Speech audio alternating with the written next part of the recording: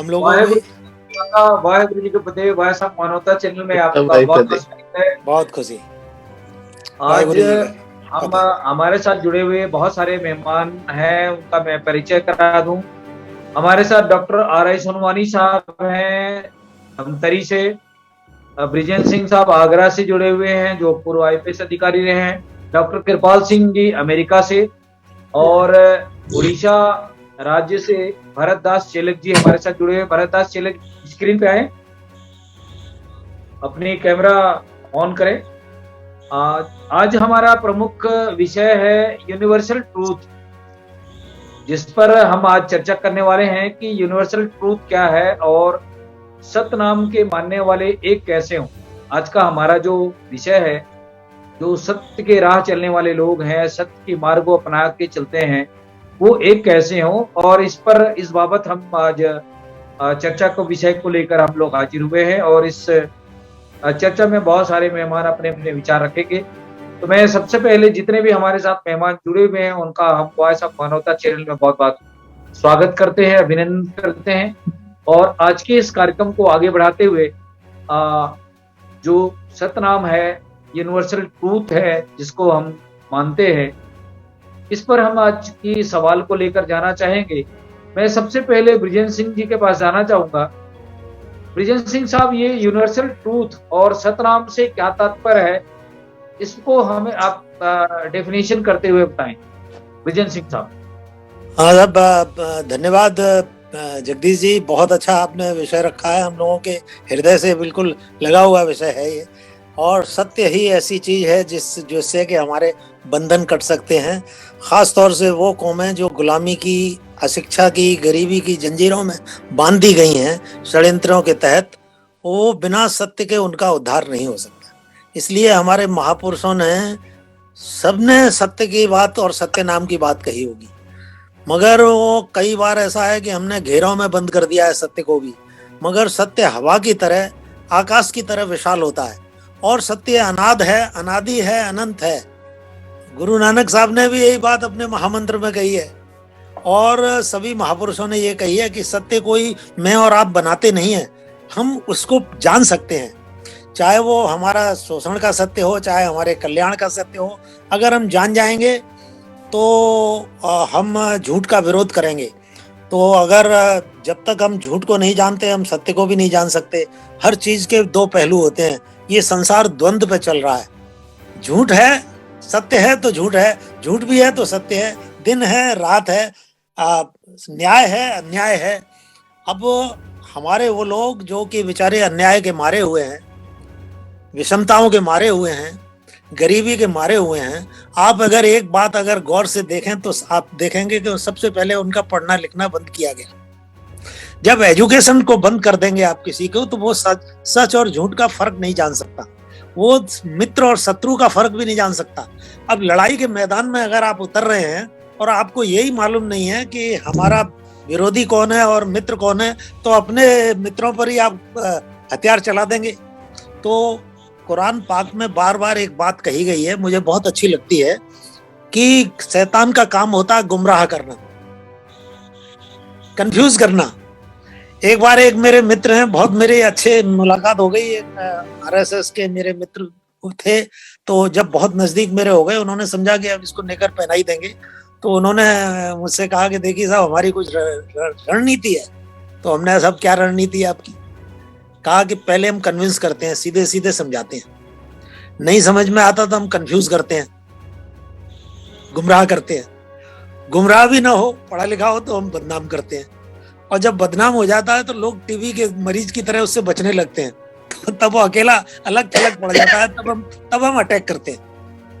तो मैंने कहा कि देखिए साहब, ये गुमराह करना, मुझे वो याद आया कि शैतान का काम ही गुमराह करना है।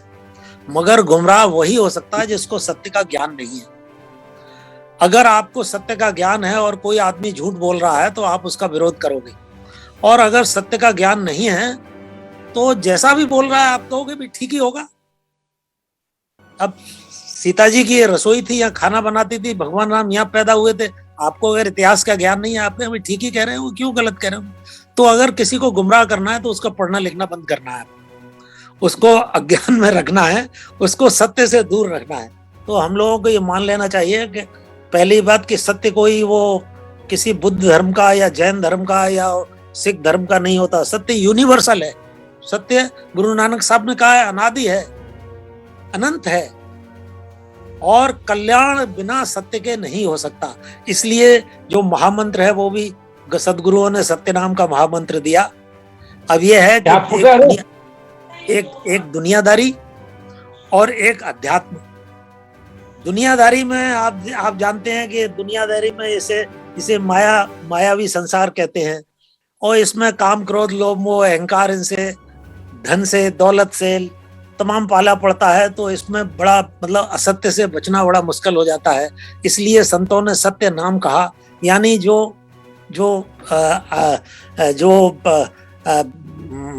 इन मायावी चीजों से काम क्रोध लोभ आदि से बच सके आप, तो ये वो सबसे बड़ा सत्य है। तो सत्य के बिना तो भाई देखो, सत्य तो अनादि है, अनंत है। सत्य को कोई बनाता नहीं है। हाँ, सत्य का इन्वेस्टिगेशन करते हैं। ऐसे जैसे कोई एफआईआर आप थाने पर लिखाते हैं तो उसका इन्वेस्टिगेशन होता है। जज साहब के पास जाते हैं, वो कहते हैं न्याय कर रहे हैं। तो न्याय का क्या मतलब होता है? पक्ष विपक्ष को देखते हैं, और पक्ष विपक्ष को देखने के बाद जज साहब कार्य कारण को देखते हैं, पक्ष विपक्ष को देखते हैं, फिर सबूत मांगते हैं, तब निर्णय करते हैं। तो कुछ लोगों ने सत्य को ऐसे समझ लिया जैसे तोताराम की तरह सत्यनाम कहते रहे, हो गया।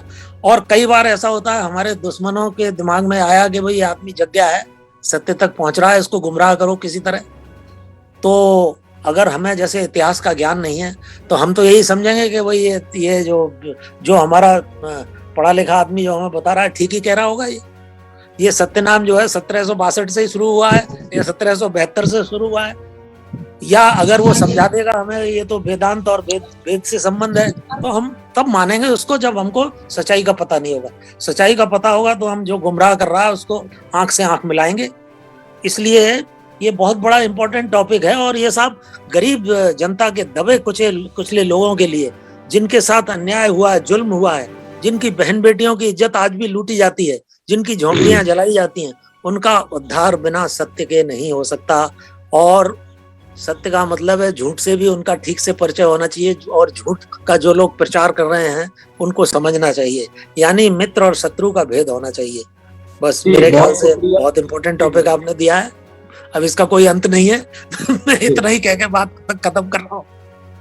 हम आपके पास और लौटेंगे। ब्रिजेंद्र सिंह साहब, हमारे साथ दो मेहमान और जुड़ गए हैं। जसबीर भाटिया साहब अमेरिका से, और अशोक कुमार जी हरियाणा से जुड़े हुए हैं, उनका भी हम बहुत बहुत स्वागत करते हैं। भाटिया साहब का भी स्वागत करते हैं। मैं इस बात को लेकर आगे और हमारे जो मेहमान हैं उनके पास जाना चाहूंगा। अशोक कुमार जी, हमें सुन पा रहे हैं? हेलो अशोक जी, हमें सुन पा रहे हैं हरियाणा से?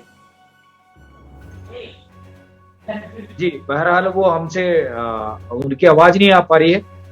अशोक कुमार जी, अगर आवाज आ रही है तो अपनी बात रखें। हेलो जी, उनसे हमारा संपर्क नहीं हो पा रहा है किसी कारण से। मैं डॉक्टर आर.आई. सोनवानी के पास जाना चाहूंगा। सोनवानी साहब, हमें सुन पा रहे हैं आप? हेलो सोनवानी म्यूट है साहब, आप अपनी आवाज को म्यूट करें। डॉक्टर साहब वो म्यूट है। Hello May I read something in the meantime? Doctor Kripal Singh के पास जाना चाहूंगा। कृपाल सिंह जी, अभी आपने ब्रिजेंद्र सिंह जी की बात को सुनी, और मैं आपके पास दूसरे सवाल को लेकर जाना चाहूंगा कि जिस दिन नानक साहब ने जो कहा था, एक ओंकार, जो महामंत्र दिए थे, एक ओंकार सतनाम कर्ता पुरख आदि सच जुगादि सच नानक होसी भी सच, तो ये मूल मंत्र को लेकर आपसे विस्तार से जानना चाहेंगे doctor Kripal Singh ji. Thank you ji, Jagdish ji, thank you. मैं आपको एक शब्द पढ़ के सुनाता हूँ गुरु ग्रंथ साहब से। वो सतनाम के बाबत है। ये शब्द है जप मन सतनाम सतनाम। दिस इज गुरु रामदास जी शब्द फ्रॉम गुरु ग्रंथ साहब, इस धनाश्री राग में। इसका रहा है जप मन सतनाम सदा सतनाम, हल्त पल्त मुख उजल होई है, नित हर पुरख नित ध्याइए हर पुरख निरंजना। ये शुरू ऐसे है शब्द, शिक्षा पूरक सर्व सुखदाता, हर जाके बस है काम देना, सो ऐसा हर ध्याइए मेरे जीड़े, ता सर्व सुख पावे मेरे मना। जप मन सतनाम सदा सतनाम, हल्त पल्त मुख उजल होई है, नित ध्याइए हर पुरख निरंजना रहाओ। जय हर सिमरन पया तह अपाद गत कीनी, वड भागी हर जपना, जन नानक गो गुर ए मत दीनी, जप हर पगल करना। So this is the importance of Satnam, what we're talking about. Satnam is the really means eternal, जो हमेशा हमेशा हमेशा आद अंत अब भी और फ्यूचर में भी वही है, सतनाम ही सत्य है। वो सत शुरुआत से मूल मंत्र जो है गुरु ग्रंथ साहब में कहते हैं एक ओंकार। जो परमात्मा है वो निर्गुण भी है और सरगुण भी है, एंड दिस इज सत्य, दिस इज सतनाम। वही हमारा कर्ता पुरुष है, वही हमारा वही निर्भव है, निर्वैर है, अकाल मूर्त है, और वही विजडम है, वही किसी से पैदा नहीं होता, वो अपने आप ही है। नहीं, हर चीज किसी न किसी ने बनाई हुई है। भाव कहने का पर ये सब कुछ नॉलेज जो है वो गुरु की कृपा से प्राप्त होता है। बातें ये है निर्भव निर्वैर कह लो या सतनाम कह लो या, पर उसकी जो वाक्यता है वो गुरु की कृपा से होती है। That's where the teachings of Guru Nanak and all the gurus following him, that's where the teachings ਜਿਹੜੀਆਂ ਨੇ ਕਬੀਰ ਸਾਹਿਬ ਦੀਆਂ, नामदेव जी दियां, रविदास जी दियां, that's where the teachings come। जब बाकी जो भक्ति की लहर के महापुरुष हैं उनकी टीचिंग्स हैं, वो सब हमको सतनाम का ही उपदेश देती हैं। क्योंकि सतनाम जो है ना वही सत्या पे ही सारी दुनिया खड़ी है, द रेस्ट ऑफ इट जो असत्य है। सो हमारा जो बरोबरता का उपदेश है, क्योंकि हम सत्य ये है कि हमको सबको पैदा करने वाला एक वही नाम जो मर्जी आप दे लो, पर एक वही शक्ति है जिसको हम सिखी में एक ओंकार कह देते हैं, और बाकी मजमू में कोई अल्लाह कह देता है, कोई परब्रह्म कह देता है, कोई राम कह देता है, कोई कुछ और नाम ले लेता है, पर वही शक्ति वो है सर्वसांझी कुदरत पैदा की है उसने। उसके वखो वखरे रूप हैं, जैसे कि बगीची में वैसे वखो वखरे, कोई काले फूल हैं, कोई लाल फूल हैं, कोई चीते फूल हैं, पर वो सब फूल ही हैं, उसके ही बनाए हुए हैं। ऐसे ही फ्रूट्स हैं, ऐसे ही बाकी दी चीजें हैं। सो जो भी कुछ है वो हो एक सोर्स से ही पैदा हुए हैं, और एक सोर्स से ही कहाँ वो ये सब ज्ञान हमको प्राप्त होता है। पर ये विद्या का मार्ग जो है इसको समझने के लिए वो गुरु की कृपा की प्राप्त होता है। सो विद्या बहुत जरूरी है, विद्या के बगैर हमारा कोई चारा नहीं। विद्या विचारी त परोपकारी। वो लोग जो विद्या से विचारवान बन जाते हैं, उन्हें के मन में ही फिर परोपकार का जीवन शुरू होता है। वो दूसरों की सेवा में लगते हैं। एक पास से तो वो सिमरन करते हैं अकाल पुरख का, वाहिगुरु वाहिगुरु जो भी आप लोग हुए। दूसरे पास से काम करते हैं अपने हाथों से पैरों से, ताकि जगत भलाई में अपना आप भी पाले, अपने परिवार का भी, और जगत की सेवा भी करें ऐसे ही, ताकि हमारा जो जीवन है सिर्फ खुदगर्जी के लिए नहीं, सर्वत के भले लिए होवे। उसमें सब एक बरोबर हैं। जे इसीलिए जो प्रेयर है इस तरह एंड करती है सिक्की में कि भाई नानक नाम चढ़दी कला तेरे पाने सर्वत दा भला। When we live our life in gratitude and शुक्रिया में करते हैं, तो हमारे जो मन है वो रोशन हो जाते हैं। वो जो रोशनी हमें मिलती है गुरु की कृपा से, फिर हम वो रोशनी दूसरों के पास करने के लिए बरतें, ताकि सर्वत का भला हो सके। That's my understanding. Waheguru ji का खालसा वाहिगुरू। डॉक्टर साहब अशोक कुमार साध जी जुड़े हुए हैं पानीपत से। अशोक कुमार जी अपनी आवाज को इम्यूट करें। अशोक जी हमें सुन पा रहे हैं जी? अपनी आवाज को इम्यूट करें, आपकी आवाज नहीं आ रही है। मोबाइल में अपनी आवाज को इम्यूट करें। हेलो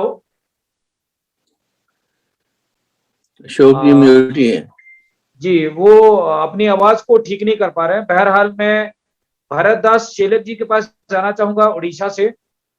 भरत दास जी सुन पा रहे हैं? वो भी नहीं सुन पा रहे हैं। बहरहाल डॉक्टर आरआई सुनो। हेलो जी अशोक जी अवेलेबल ना पा रहे हैं हमें? हाँ जी जगदीश जी, आवाज सुनाई दे रही है आपकी जी। तो हम आपके पास पहले तो आपको स्वागत है हमारे वॉइस ऑफ मानवता चैनल में। आप बैठ जाएं कहीं पे। जी जी जी जी बैठो, मैं आवाज ठीक करवाई बेटे से। जी जी एक बार आप जुड़े हैं और आज हम अमेरिका से, हमारा जो चैनल है इसमें हम लाइव डिबेट कर रहे हैं। फेसबुक लाइव है हमारा प्रोग्राम और तमाम देश दुनिया के लोग सुन रहे हैं। तो जो हम सतनामी है, छत्तीसगढ़ के सतनामी या उत्तर भारत के जो सतनामी से साध भाई हैं, जो सतनाम को मानते हैं, तो सतनाम का तात्पर्य क्या है और सतनाम का मूल मंत्र है, इसको इस संबंध में आप अपनी व्याख्या करें। तो साध जी सर्वप्रथम तो मैं आप सब भद्रजनों को अपनी तरफ से सादर प्रणाम करता हूं और विशेषकर जगदीश जी जिन्होंने एक बहुत ही अच्छा और सफल कार्यक्रम इसका आयोजन किया है, उनको मैं अपनी तरफ से साधुवाद देता हूं। तो सतनामी पंथ जो है वो हमारे यहाँ जैसे उत्तर भारत में इसका मुख्य रूप से फर्रुखाबाद यूपी में इसका विशेष कार्यक्रम होता है। मैं मूलतः हरियाणा के रोहतक जिले गांव चिड़ी से जुड़ा हुआ। शतनाम शत अवगत हमारे यहाँ इसको सर्वोपरि माना गया है। शतनाम के बारे में हमारा एक महापाठ है, उसे मैं आपको बता करके अपने आप को कृतार्थ समझूंगा। इस सतनाम का हमारा सबसे मुख्य महापाठ है एक नाम सत अवगत आप जोगी गोरख जी का महापाठ। सतगुरु उदादास बताया उदय घाट, कहे कबीर शब्द विचार शब्द सच्चा पिंड कच्चा विघन सब छार। आप जोगी गोरख जी को दंडोत, बाबा उदादास जी को दंडोत, साध संगत को दंडोत। हमारा जो सतनामी पंथ है ये बहुत पुराना पंथ है। इसके हमारे हरियाणा में बहुत सारे गांवों में आज की संख्या में तो वो सतनामी पंथ बहुत कम संख्या में रह गए हैं, परंतु मुख्यतः इसका हेड ऑफिस जो है फर्रुखाबाद में है, जिसमें बहुत सारे सतनामी उसमें जुड़े हुए हैं। हमारा जो कार्यक्रम है जगदीश जी ने जैसे वो भी शामिल हुए थे, अब वो कई जगह डिवाइड हो गया है। अदरवाइज उसका होली के ऊपर जो पूर्णमासी होती है एक विशेष भंडारा होता है जिसमें ज्ञान की चर्चा होती है, बहुत सारे सामाजिक मुद्दों पर डिस्कशन किया जाता है। हमारे यहाँ रोहट सोनीपत में एक गांव है जहां मुख्य जो इसके संरक्षक हैं वो वहां पर है। तो सतनामी पंथ के बारे में मैं इतना ही आपको बता सकता हूं कि ये अजर अमर और किसी तरह की जैसे आजकल गुरुओं की जो प्रथा है उसमें भी नहीं है। इसमें बाबा उदादास के बारे में बहुत सारी चीजें, कबीर की वानियां और अन्य बहुत सारे संतों की वानियां इस हमारे यहाँ एक पोथी है जिसमें इनका वर्णन किया गया है। तो आज मैं सिर्फ इतना ही आपको बताऊंगा कि सतनामी पंथ की हमारी बहुत सारे इसकी शाखाएं हैं, 6-7 जगह आजकल इनके भंडारे होते हैं। तो मैं आपको पुनः नतमस्तक होकर के और जगदीश जी का पुनः आपका धन्यवाद अदा करता हूं। धन्यवाद जी, बहुत शुक्रिया अशोक साथ जी। हम आपके पास फिर से लौटेंगे। मैं आरआई सोनवानी के पास जाना चाहूंगा, लौटना चाहूंगा छत्तीसगढ़ की ओर से। डॉक्टर साहब हमें सुन पा रहे हैं आप? सोनवानी जी साहब? आपको हाँ सुन पा रहा हूँ। जी, तो जिस ढंग से जी आज का हमारा जो प्रमुख विषय है, सतनाम के मानने वाले एक कैसे हो, तो जितने भी संत महापुरुष इस धरती के अंदर में हुए, चाहे गुरु नानक जी हो, छत्तीसगढ़ में गुरु घासीदास जी हो, नारनौल हरियाणा में उदादास जी हैं, कबीर पंथ में कबीर साहब हैं, या बहुत सारे जो महान पुरुष हैं जिनका नाम हम अभी कुछ लोगों का नहीं भी ले पा रहे हैं। तो सतनाम बहुत सारे पंथ के लोग मानते हैं, और सत्य का मूल जो मंत्र है वो अजर अमर अविनाशी है, और हम सत्य को अपने जीवन में धारण करके चलें, और यही हमारे जीवन का मुक्ति का मार्ग भी है, यही संत और महापुरुषों ने कहा। तो इस बाबत अपने विचार रखें डॉक्टर RI सोनवानी साहब। जी, आपको बहुत बहुत साधुवाद, मुझे आपने समय दिया उसके लिए। हमारे छत्तीसगढ़ के महान संत गुरु बाबा घासीदास जी ने कहा है, मंत्र दिया है, सत्य के लिए लड़ो चाहे जियो या मरो। उन्होंने सुन पा रहे हैं मुझे? जी जी बोले आप। हाँ सर। बाबा गुरु घासीदास जी ने संदेश दिया है कि सत्य के लिए लड़ो चाहे जियो या मरो। और एक संदेश उनका है, सत से पृथ्वी उपजी सत से खड़े आकाश, सत नाम मुख भा किए कह गए गुरु घासीदास। ये बाबा जी ने मंत्र में अपने संदेश में कहा है। सत्य प्रकाशमान है और असत्य अंधकार है। जब हम अंधकार पर अर्थात असत्य पर विजय पाना चाहते हैं तो सत्य का ही सहारा लेते हैं। सत्य एक ऐसा अस्त्र है जिसके बलबूते पर, जिसके सहारे हम असत्य पर विजय प्राप्त कर सकते हैं। चाहे मानव जीवन के किसी भी क्षेत्र में हो, जब सत्य और असत्य का द्वंद्व होता है, लड़ाई होती है, तो सत्य का ही हमेशा विजय होती है। हमारे सारे शास्त्रों में, चाहे कबीर जी के बीजक में हो, गुरु नानक जी के शास्त्र में हो, रविदास जी के धर्म शास्त्र में हो, हमेशा सत्य पर बल, नाम पर बल दिए है। और जो सत्य पर चलते हैं, सत्य के अनुसार जीवन जीते हैं, सत्य के अनुसार कर्म करते हैं, वही सतनामी है। और सत्य के मानने वाले संपूर्ण मनुष्य जो है सतनामी है। चाहे देश का इतिहास को देख लीजिए, चाहे पूरी दुनिया को इतिहास को देख लीजिए, सत्य जहां पर भी लड़ाइयां हुई हैं, जहां पर भी संघर्ष हुआ है, सत्य और असत्य का संघर्ष हुआ है।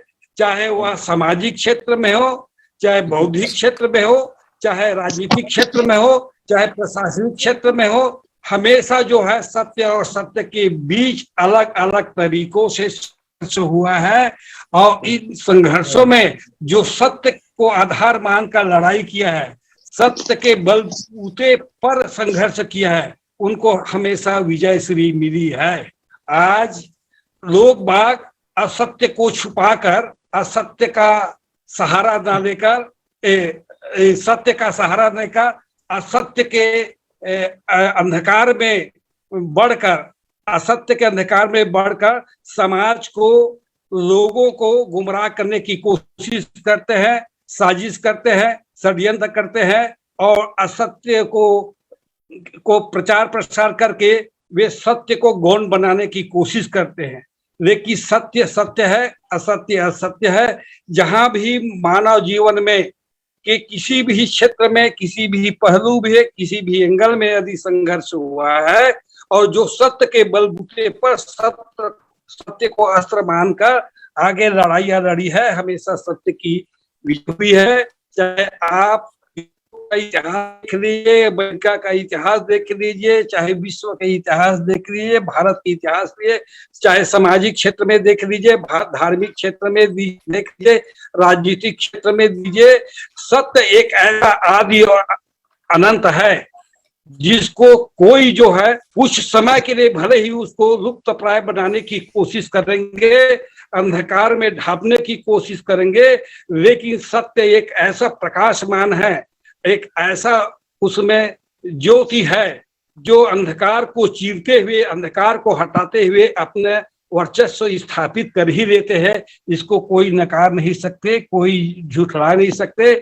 हमारे संत महात्माओं ने जो मूल मंत्र दिया है सत्य, ये जो सत्य है ये सभी शास्त्रों का मूल मंत्र है, मनुष्य के जीवन के लिए मूल मंत्र है। यदि आप सत्य के बलबूते पर आप जीवन यापन करते हैं, आगे बढ़ते हैं, लड़ाई लड़ते हैं, संघर्ष करते हैं, तो असत्य को हमेशा ही हारना पड़ेगा। वो कभी असत्य जो है जीत नहीं सकता। हालांकि कुछ समय के लिए असत्य अपने अंधकार में लेकर सत्य को छिपाने की कोशिश करेंगे, लेकिन सत्य नहीं छिप सकता, हमेशा सत्य की ही विजय होती है। और ये क्या है, कहा गया है कि मुख भाग्य कोटि पाप कटी जाए। यदि आप सत्य के अनुसार जीवन यापन करते हैं तो जितने भी करोड़ों प्रकार के जो पाप है, जो अधर्म या पाप की श्रेणी में माने जाते हैं, ये सारे चीज पाप सत्य के भजन करने से, सत्य की उपासना करने से, सत्य की भक्ति करने से सारे पापों से छुटकारा मिल जाती है और मनुष्य को जो है वो निर्वाण या मोक्ष की प्राप्ति होती है। तो धार्मिक आस्था की दृष्टि से देखे, सामाजिक दृष्टिकोण से देखे, राजनीतिक दृष्टिकोण से देखे, संपूर्ण दृष्टिकोण देखे, तो सत्य एक ऐसा केंद्र बिंदु है ये जो जिसके बलबूते पर क्या है मनुष्य प्रकाशमान हो सकता है, आगे बढ़ सकते हैं और बढ़कर जो है अपने जो मनुष्य का जो मानवीय लक्ष्य है उस लक्ष्य को प्राप्त करते हैं। जो सत्य के बलबूते नहीं चलते उनको नाना प्रकार का कष्ट होते हैं और असत्य के बल का सहारा लेते हैं, उनको जीवन में कई प्रकार की ठोकरें मिलती है, कई प्रकार के जो है उनको कष्ट मिलता है और अंततः क्या है उनको सत्य की ओर लौटना ही पड़ता है। कई लोगों को भी क्या है असत्य के साथ छोड़कर सत्य की ओर लौटना पड़ा है, क्योंकि सत्य ही है मनुष्य को विजय दिला सकते हैं। तो ये जो सत्य चीज है, ये सत्य और सतनाम जो ऐसी जो मूल मंत्र है, नाम है, इस नाम के भरोसे या इस नाम के पालन करने से, चरितार्थ करने से आप छुटकारा तो मिलती है, साथ ही साथ एक भौतिक जीवन में भी बहुत बड़ी कामयाबी मिलती है, सफलता मिलती है। हालांकि इनको अवरोध अंतर्द्वंदों का सामना करना पड़ता है, लेकिन अंततः सफलता और श्रेय और विजय श्री जो है सत्य के राह पर चलने वालों को ही मिलती है। इसलिए सत्य को कभी छोड़ना नहीं चाहिए, सत्य के ही उपासना, भजन और भक्ति करना चाहिए। ये पूरे मानव समाज के लिए है सत्य। दुनिया में जितने भी समाज हैं, चाहे पश्चिमी समाज हो, पूर्वी समाज हो, चाहे और किसी क्षेत्र की समाज हो, पूरे विश्व मानव समुदाय के लिए सत्य जो है एक आभूषण है और यह आभूषण मनुष्य को प्रकाशमान कर सकते हैं, चमका सकते हैं। मैं इन्हीं शब्दों के साथ बहुत शुक्रिया डॉक्टर साहब, हम आपके पास लौटेंगे। बहुत सारे मेहमान हमारे साथ जुड़े हुए हैं, हम सबकी बातों को रखना चाहेंगे आज के इस प्रोग्राम में। और बहुत शुक्रिया आपका डॉक्टर सोनवानी साहब, आपने सतनाम को बहुत अच्छे से हमें हमारे देखने सुनने वालों को बताया है। मैं भाटिया साहब के पास लौटना चाहूंगा। भाटिया साहब, अभी आपने ब्रिजेश सिंह जी को, डॉक्टर कृपाल सिंह जी को और सोनवानी साहब को सुना है, अपने आप को इम्यूट करें जसबीर भाटिया साहब। जी, सबको सत श्री अकाल, स्वागत है हमारे साथ मानवता चैनल में। सर, जो जिस दिन से अभी ये बातें चल रही है सतनाम के मानने वाले और सतनाम का जो मूल मंत्र है, जिसमें गुरु नानक साहब जी ने कहा था कि एक ओंकार सतनाम करता पुरख आदि सत जुगादि सत, तो इसको विस्तार से बहुत सारे हमारे बुद्धिजीवी ने भी बात को रखा है।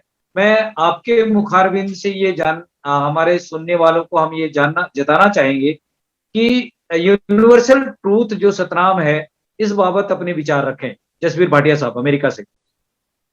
भाई खालसा, भाई फतेह, सत श्री अकाल, नमस्कार सब भाई को। आपने विचार रखे हैं अपने अपने पॉइंट ऑफ व्यू से, अपने अपनी विचारधारा से।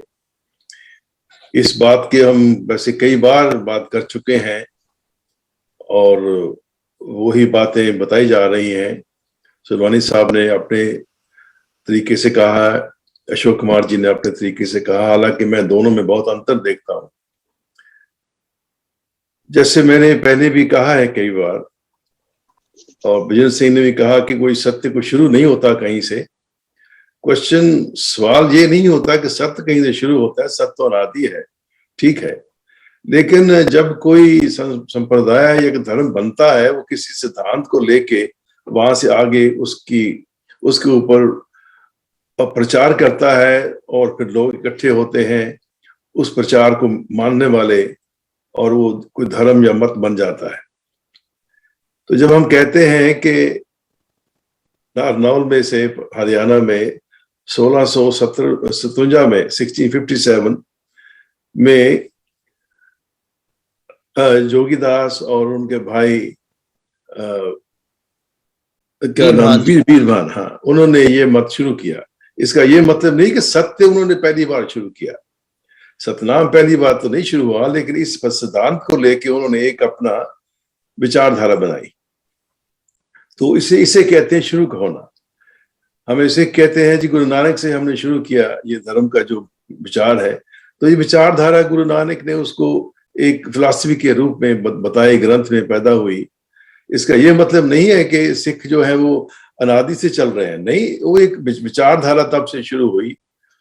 तो इसी तरह से मैं देख रहा हूं कि जैसे मैंने पहले भी अर्ज किया था कि मतीदास, सतीदास, और मेरे ख्याल में जो आपके जोगीदास और वीरभान थे, आपस में कोई आपस में रिश्ता था, क्योंकि आपके पूर्वज जो थे पहले, जैसे कि श्री गौतम दास जी जो गुरु अर्जन से जुड़े थे, मुझे पूरा यकीन है, क्योंकि वो वेस्ट पंजाब जो पेशावर की तरफ की आता है वहां से आए थे, और चूंकि गुरु नानक ने और गुरुओं ने उस तरफ काफी प्रचार किया था, तो मुझे यकीन क्या है कि गौतम दास जी के और भी पूर्वज गुरु की विचारधारा से जुड़े होंगे वहां से। फिर गौतम दास जी जो थे वो मूव करके झेलम डिस्ट्रिक्ट से लाहौर या अमृतसर आ गए, और उनके साथ ही सारा परिवार आगे चलता रहा। गौतम दास के बाद आपका भाई क्या नाम था उनका, पवित्र दास, नहीं, पवित्र दास तो बाद में छत्तीसगढ़ में गए। तो सबसे पहले वो हमारे इतिहास में भी आता है, उनका नाम मैं भूल जाता हूँ हमेशा, भाई प्रागा जी, या भाई प्रागा जी। और भाई का जो टाइटल है गुरु अर्जुन ने श्री गौतम दास को दिया था, क्योंकि वो विद्वान थे, बहुत अच्छे थे। उन्हें कहा था ये तो आप विद्वता की वजह से उन्होंने भाई का ये टाइटल दिया, तभी से भाई जो है चलता रहा है उस परिवार में। तो गौतम दास के बाद फिर प्रागा जी, क्योंकि वो तो योद्धा थे, तो हरगोविंद साहब रहे, भाई लक्की दास जी रहे, भाई हीरानंद जी रहे। आप कहते हैं कि उनका नाम गोपाल दास था। उनके आगे बेटे थे भाई मतीदास, सतीदास, क्योंकि हीरानंद या गोपाल दास नाम से चार बेटे थे उनके। तो जो भाई ये चार जो मतीदास, सतीदास जो थे, भाई जेता जी भी और भाई और भी थे जो गुरु हरगोविंद, गुरु तेग बहादुर साहब के हमेशा साथ रहे, असम में भी गए। तो आपस भाइयों में थोड़ा सा मतभेद हुआ है, इसीलिए उन्होंने सतनाम का शब्द तो यूज किया, लेकिन उन्होंने जो उस वक्त प्रचलित और धार्मिक धाराएं थी, जैसे कि आपने गोरखनाथ का नाम मेंशन किया है, वो जोगियों का मत गिना जाता है। और जोगी जो लोग थे उस वक्त पंजाब हरियाणा में बहुत उनका प्रभाव था बहुत, और गुरु गोरखनाथ उनके जो बड़े गुरु माने जाते हैं। तो उन्होंने उस सतनाम के साथ साथ जो जोगियों का जो मत था उसको भी आप साथ में जोड़ा है। लेकिन जो पवित्र दास जी 1672 की विद्रोह के बाद जो छत्तीसगढ़ चले गए हैं, उनके साथ सिर्फ प्योर जो गुरु नानक का जो सतनाम था, जो पहला मूल मंत्र जिसे आप कह रहे हैं, उन्होंने उसी को रखा, उन्होंने जोगी मत को साथ में नहीं रखा। इसलिए जो गुरु घासीदास ने जो सतनाम की बात करी है वो प्योरली गुरु नानक साहब के साथ मिलती है। आप जी ने कहा नानक साहब ने उस सत्य से ही धरती बनी है, उस सत्य से आकाश बना है, वो सत्य ही एक और है।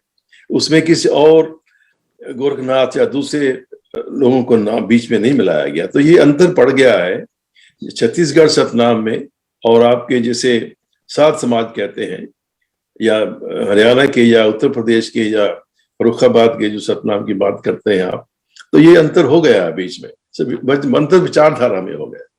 जी जी और उनके कहने का तरीका जो है उसमें भी अंतर पड़ गया।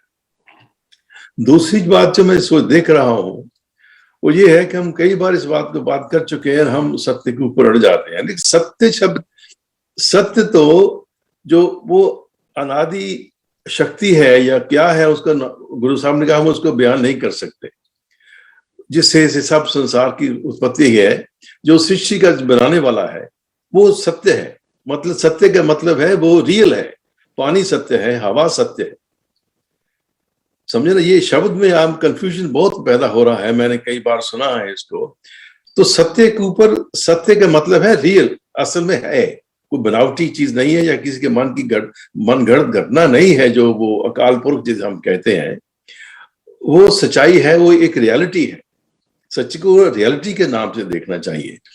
जैसे मैंने कहा पानी सत्य है, मतलब पानी जो रियल है वो हमेशा देता है, वो कभी किसी के साथ झूठ नहीं बोलता। पानी तो पानी है, हमेशा उसकी है। तो सत्य को हम बहुत ज्यादा, फिर दूसरी तरफ आ जाती है संसारी सत्य। मैंने आपको सत्य किया, मैंने किसी धोखा दिया, झूठ बोला, ये सत्य सत्य की बात, ये संसारी सत्य असत्य है। इन दोनों में भेद है। जो विजन सिंह ने कहा कि लोगों को अशिक्षित रखा गया, उनको ज्ञान नहीं दिया गया, को संसार में लोग उनको बेवकूफ बनाते हैं, उनको गुमराह करते हैं, वो सब ठीक है। वो एक दुनियावी बात है जिसमें, क्योंकि लोग जो को सत्य के बारे में पता नहीं, या ये क्या बात है हमारे, हमें जैसे हमें आपको कि लोगों ने शूद्र बना दिया, किसी को शेड्यूल कास्ट बना दिया, किसी को ओबीसी बना दिया, ये सत्य नहीं है। ये उन्होंने अपनी तरह बना करके आपके ऊपर थोप दिया। ये तो ये एक असत्य है। तो ये दुनियावी सत्य की बात है। तो इसमें शिक्षा जो है, शिक्षा भी कई किस्म की शिक्षा है। एक तो स्कूली शिक्षा है, आपको अक्षर ज्ञान हो गया, गणित का ज्ञान हो गया, भूगोल का ज्ञान हो गया, इतिहास का ज्ञान हो गया। दूसरा ज्ञान है आपकी संस्कृति का ज्ञान।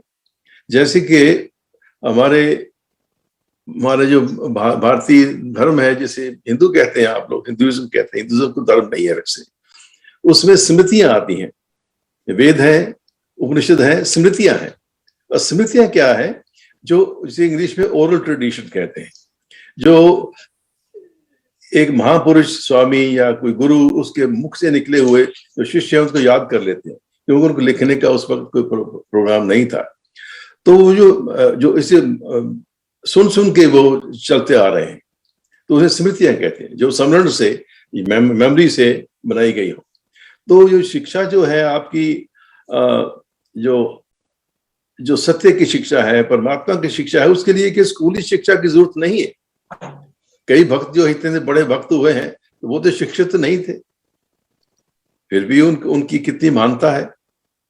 अब गुरु घासीदास जी कितना पढ़े लिखे थे हमें मालूम नहीं है, आप जानते हो। लेकिन उस स्कूली शिक्षा को आप इस शिक्षा से ना कंफ्यूज करें।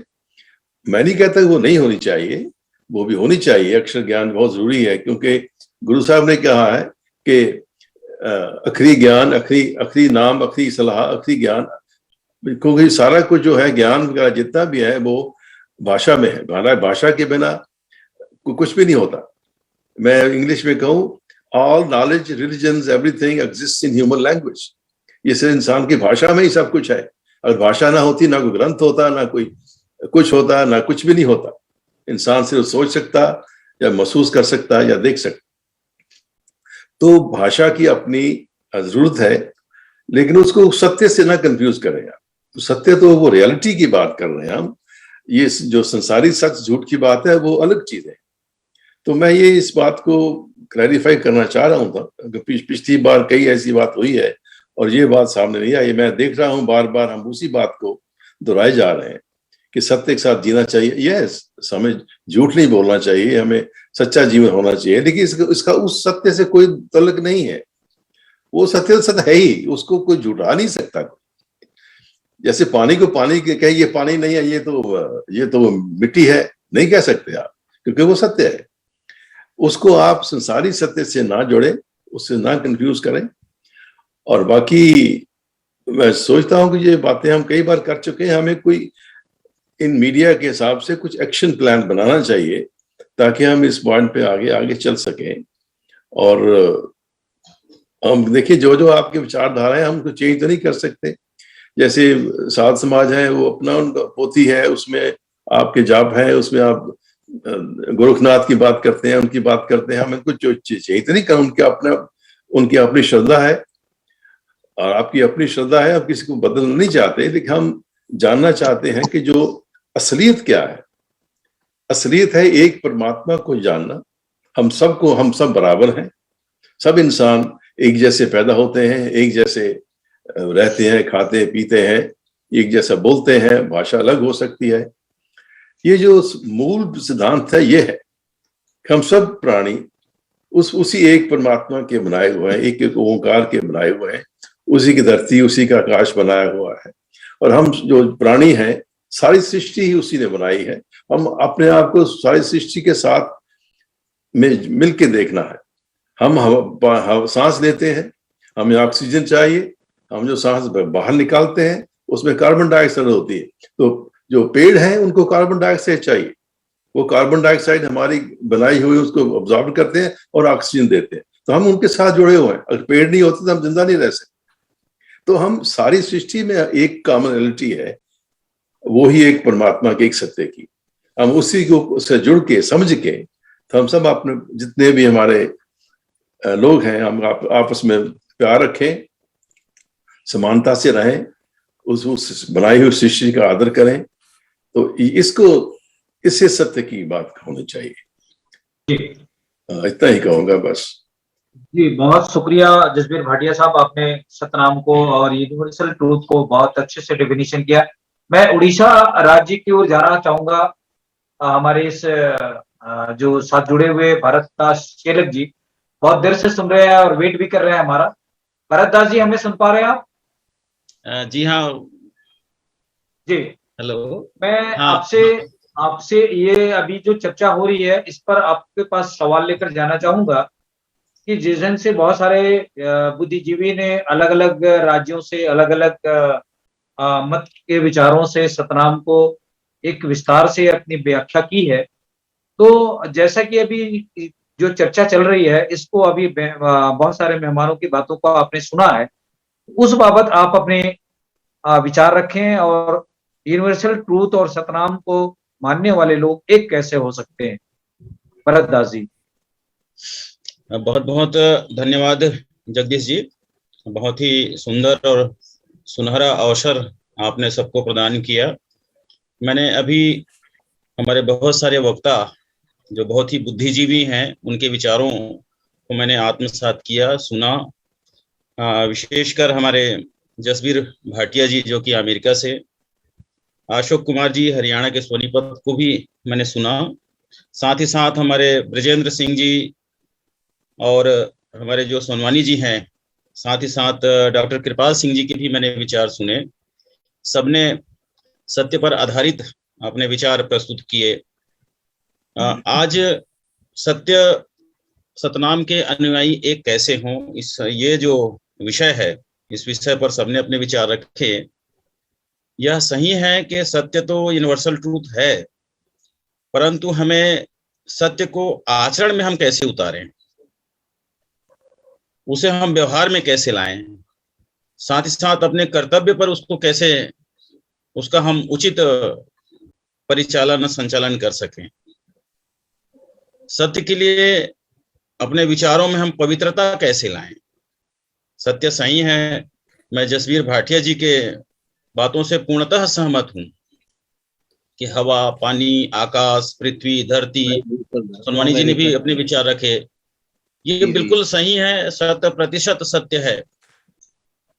परंतु इस सत्य के राह पर चलते हुए हम अपने जीवन में परिवर्तन कैसे लाएं, जीवन में अपने आचरण में कैसे इसको ढालें, साथ ही साथ समाज को हम, चाहे वो कोई भी संप्रदाय हो, समाज हो, उनके बीच में हम कैसे सत्य का व्यवहार कर सकें। इसके लिए आवश्यक है कि हमारा जो दृष्टिकोण हो वो भी सकारात्मक हो। जब आपके दृष्टिकोण सकारात्मक होंगे, जब आप सत्य को अपने आचरण पर लाएंगे, अपने व्यवहार में, अपने कर्तव्यों पर आप उसका समुचित उपयोग करेंगे, तभी हम सत्य के रास्ते पर चल सकते हैं। विशेषकर समाज में जो व्याप्त बुराई है, धार्मिक आडंबर हैं, इनको दूर करने का हम सब सम्मिलित प्रयास करेंगे। विशेषकर महापुरुषों की जो वाणी है, उनके विचारों को आत्मसात करने के लिए हमें एक जन जागरूकता अभियान भी चलाने की आवश्यकता है।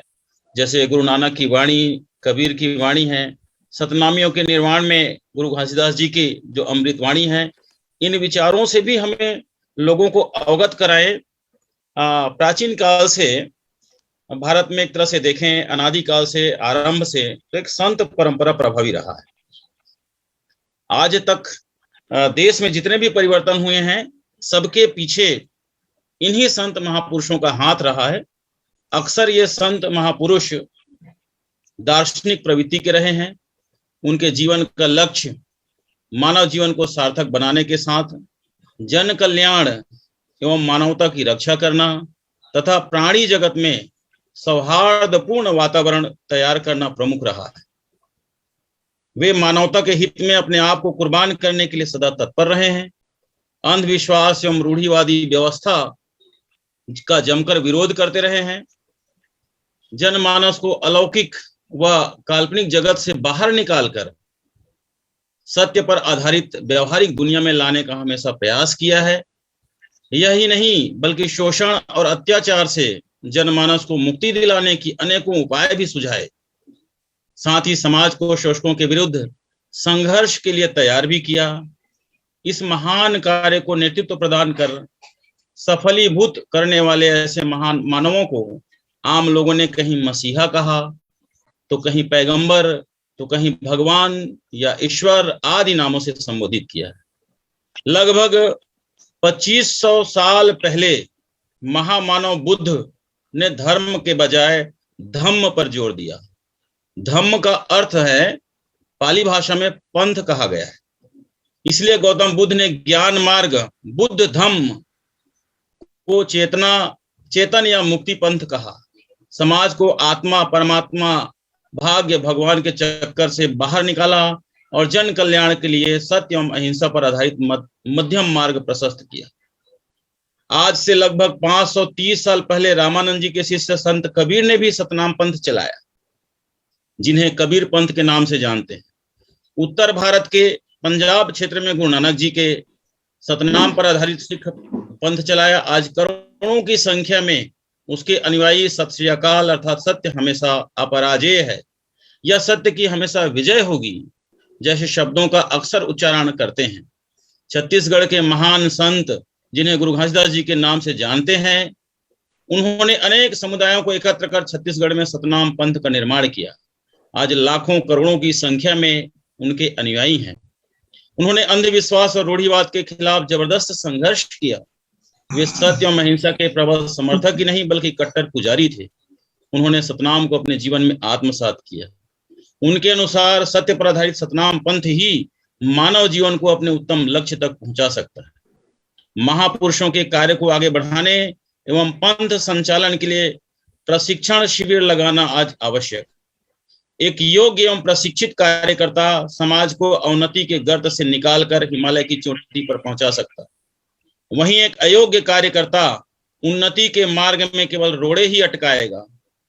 किसी दिन वह अहंकारवश अपने व्यक्तिगत स्वार्थ, नाम, यश के पीछे विश्वासघात करने को तैयार हो जाएगा।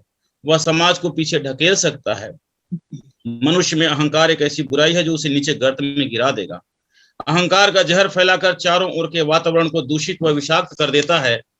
इन बुराइयों को समाप्त करने के लिए आज प्रशिक्षण, जागरूकता अभियान चलाना अनिवार्य है ताकि मनुष्य अपने आप को परख सके और समाज को उचित दिशा पर प्रशस्त कर सके। मैं आज इस अवसर पर इतना ही कहूंगा। बहुत बहुत आभारी, बहुत बहुत शुक्रिया मैं करना चाहूंगा हमारे जगदीश जी का, साथ ही साथ सभी वक्ताओं का जिन्होंने मुझे सुना। बहुत बहुत धन्यवाद। जय सतनाम, जय सतनाम। जी बहुत शुक्रिया भरत दास जी, उड़ीसा से आप जुड़े हुए थे हमारे साथ, अपने विचार, प्रखर विचार को हमें, हमारे दर्शकों को, हमारे बुद्धिजीवियों के सामने रखा। आपको धन्यवाद। मैं इस कार्यक्रम को और आगे ले जाते हुए, आज के इस कार्यक्रम, हमारे साथ मेघरा जी जुड़ गए हैं, हमारे चैनल के संपादक हैं। मेघरा जी कुछ कहना? वाहिगुरु जी का खालसा वाहिगुरु जी। हाँ जी, पहले तो आपका धन्यवाद बहुत बहुत। दूसरी बात है जो मतलब जो गुरुओं के बारे में बात की गई है ना, जैसे इन्होंने बताया कि संत कबीरदास जी के गुरु जो है वो रामानंद जी थे, इस पर थोड़ा विचार करने की जरूरत है। मतलब ये सभी के सभी को ब्राह्मणों के चेले बता देते हैं, तो गुरु नानक साहब को भी बता देते हैं। गुरु नानक साहब ने आप विचार रखा है कि मेरा गुरु शब्द है, तो विचार गुरु होता है, ना कि कोई शरीर गुरु होता है। तो मेरे ख्याल से इस पर दोबारा विचार करने की जरूरत है, उस पर खोज करने की जरूरत है। तो ये मतलब मैं चाहता हूँ कि सभी के सभी से मेरा सवाल एक है कि सतनाम की बात कर रहे हैं, सतनाम क्या है, सतनाम को क्यों माने हम, कि हमें सतनाम क्या देगा? ये जो बेनिफिट मतलब आजकल की जो डेट है दुनिया के अंदर जो चल रहा है, वो देखते हैं, लाभ देखते हैं, हानि देखते हैं। तो सतनाम अगर नहीं मानेंगे तो उसका क्या क्या नुकसान होगा?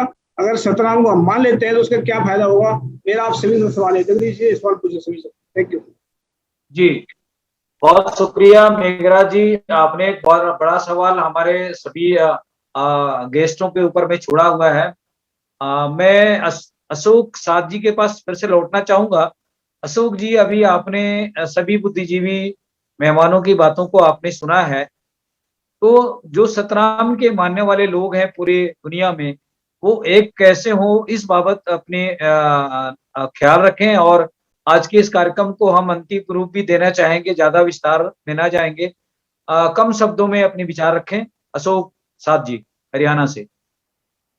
जी जगदीश जी, जैसा कि सभी वक्ताओं ने अपने अपने तरीके से ये बातें कही हैं, मैं जसवीर भाटिया जी ने जैसे बहुत ही विस्तार से और बड़े स्पष्ट रूप से इस चीज को प्रकट किया है कि ये सारा सतनाम के जो मानने वाले हैं वो हैं तो एक ही, लेकिन वो अलग अलग धारा में अलग अलग हिसाब से वो चल रहे हैं। तो उसको यूनिटी बनाने के लिए कोई प्रोग्राम, ऐसा कोई आपसी, जैसे आपका ये बहुत प्रयास, सार्थक प्रयास है और ये बहुत ही सराहनीय है। इस तरह के आपस में संवाद स्थापित हों और कोई न कोई रास्ते जिससे निकलें कि हम एक दूसरे के विचार से मूलतः हैं हम एक ही, लेकिन वो अलग अलग दिशा में अलग अलग हिसाब से है। तो मेरा विचार यही है कि इस तरह के डायलॉग्स, इस तरह के संवाद आपस में बनते रहें, ताकि हम एक दूसरे के बारे में अच्छी तरह से जानते रहें और इस प्रयास को आगे बढ़ाते रहें। धन्यवाद जी, बहुत शुक्रिया अशोक साथ जी हरियाणा से। आपने पार्टिसिपेट करके एक बहुत बड़ी बात रख दी है। इस पर हमारे जितने भी मेहमान हैं, तमाम बुद्धिजीवी साथी हैं जो इस पर जरूर गौर करेंगे।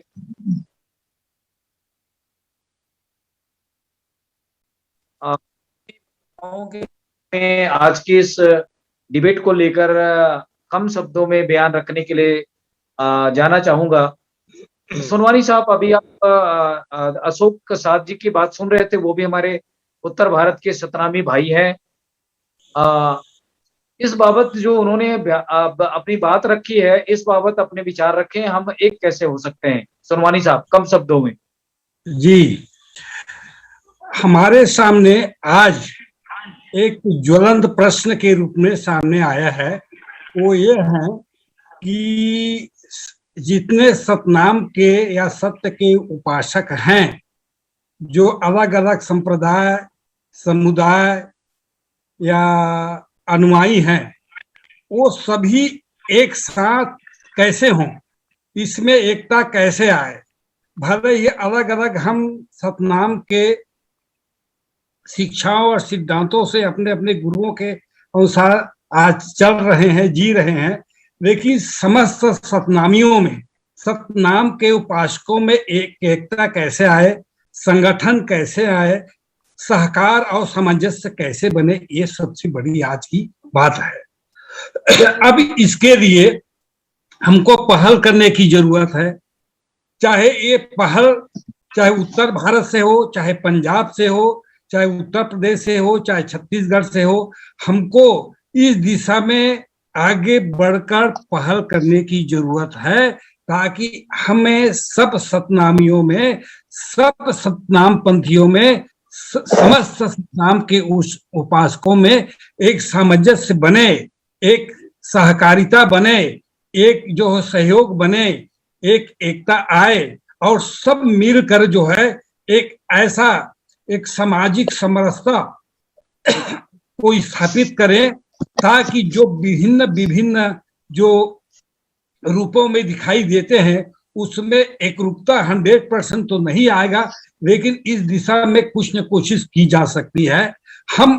हम ये न समझे कि हम छत्तीसगढ़ के सतनाम के अनुयायी हैं, हम पंजाब के हैं तो उड़ीसा के हैं, ये ना समझ करके है कि समस्त सतनाम के मानने वाले एक हैं। ये भावना सब में जागृत करनी होगी और जागृत करके सबके बीच में सामंजस्य स्थापित करना होगा, एक एकता लानी होगी। और एकता लाने के साथ साथ ये भी होना पड़ेगा कि हमको सामाजिक रूप से, धार्मिक तौर पर हमको एक प्रकार से एक सामंजस्य बना के, एक संगठन बना के, एक मददगार के रूप में भी हमें आगे बढ़ना पड़ेगा।